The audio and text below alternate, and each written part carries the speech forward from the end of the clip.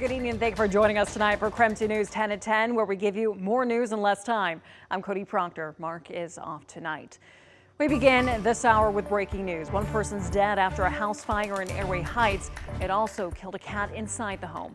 Fire crews from Airway Heights and Spokane County Fire District 10 responded to the scene tonight. And that's where we find KREM 2's Nicole Hernandez. She spoke with a fire chief within the last few hours. And what did you find out, Nicole? Yeah, Cody, so not only did I speak with the fire chief, but I also actually just spoke with someone who lived in that house, but it was at work when the fire broke out. He is obviously very upset, lost a friend and his cat in this fire. Tonight, there are still police officers and fire investigators here on scene, but earlier the street behind me here was completely filled with fire teams responding to this fire here. So take a look at this video from earlier. This fire actually sparked about 7 o'clock this evening. Crews got here quickly within minutes and got the fire out very quickly as well. But when they went inside, they found someone who had been living there dead. And like I mentioned, they say a cat died in the fire as well. So I talked to a few neighbors who said that the smoke was just pouring out of the back of the house when they came outside.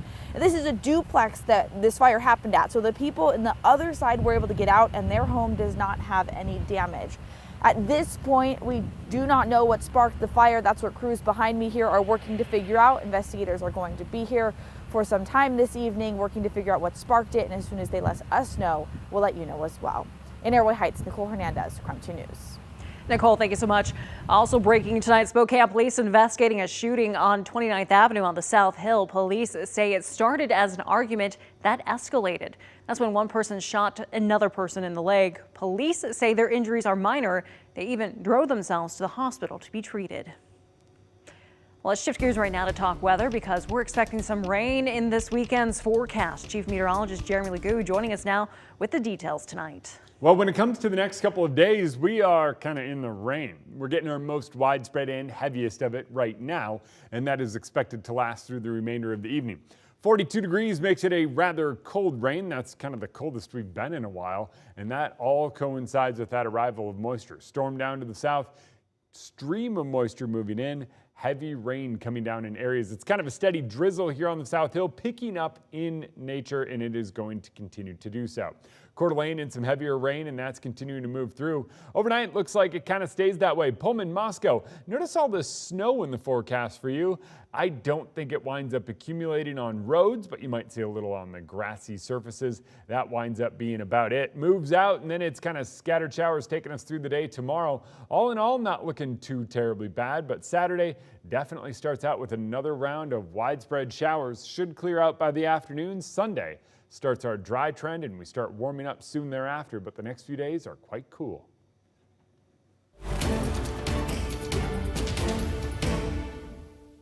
I'm not happy about these specific questions, especially ones that are false. The judge overseeing the high-profile Moscow murder case is not happy with how the defense is handling prospective jurors. Bryan Kohberger is accused of killing 4 University of Idaho students over a year ago. Today in the Latah County Courthouse, the prosecutor accused his defense team of trying to taint the local jury pool. KREM 2's Amanda Rowley reports tonight on what kind of questions the survey asked.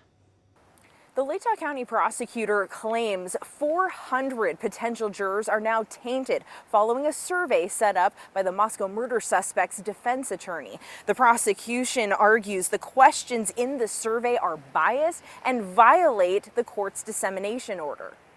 Residents in Latah County recently received calls for a survey about the Moscow murder case. Latah County prosecutor Bill Thompson read a transcript in court from a recording of the survey questions.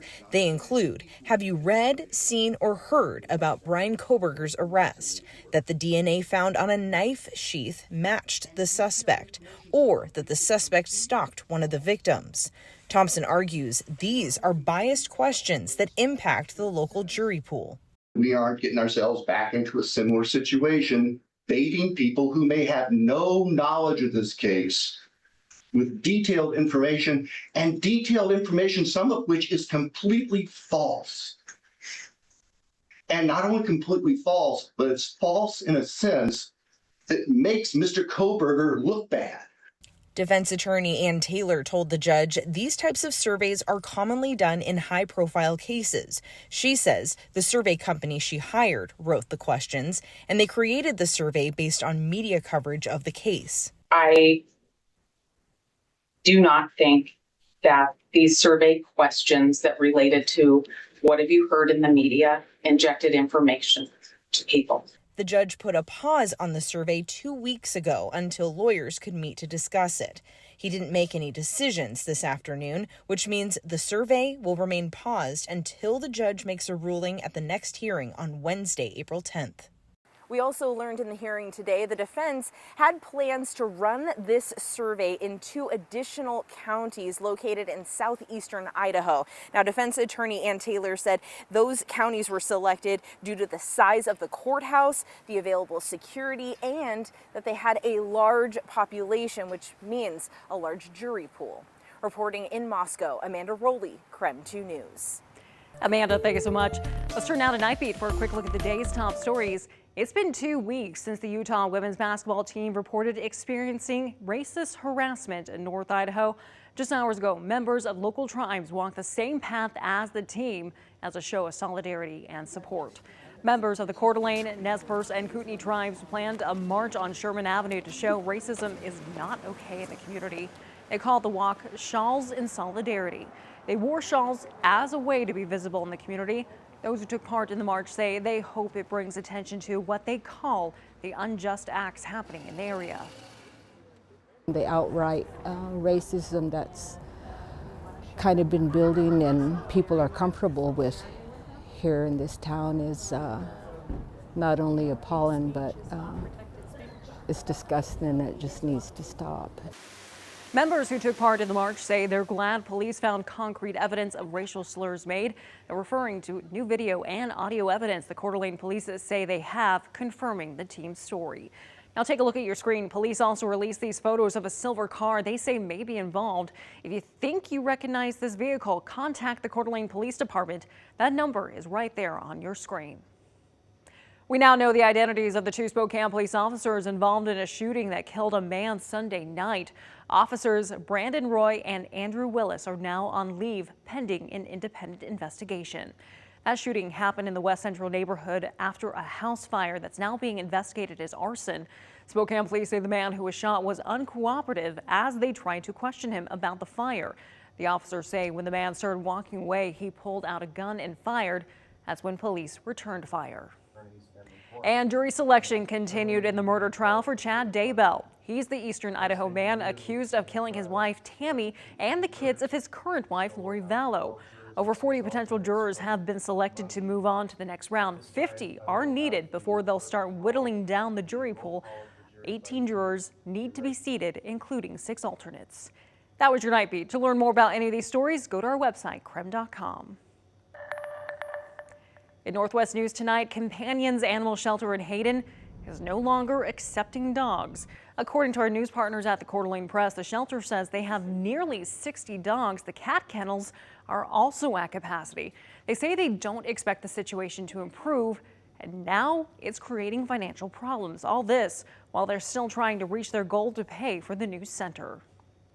In northeastern Oregon, the state's Department of Fish and Wildlife dumped more than 70,000 fish into the wrong waterway. A tanker loaded with 102,000 Chinook salmon crashed and emptied its contents into the Looking Glass Creek. Fish and Wildlife say the tanker was actually supposed to release the salmon into another river more than 50 miles away. The release would have replenished dying numbers and boosted fishing numbers. As a result of the crash, wildlife officials expect to see between 500 to 900 fewer fish in the years to come. And that was your KREM 2 News 10 at 10, where you get more news in less time.